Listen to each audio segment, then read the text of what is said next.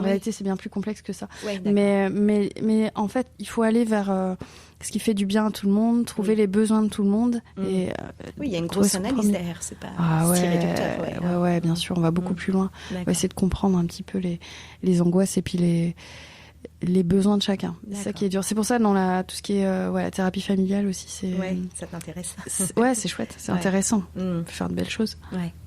Donc toi, tu es un médecin qui s'intéresse, donc comme tu disais, beaucoup aux émotions, mais aussi au corps. Parce qu'à chaque fois, dans les thérapies, tu recentres où elle se situe l'émotion et tu as beaucoup de symboles, de mots pour en parler, parce que c'est toujours hyper dur de parler de ses émotions.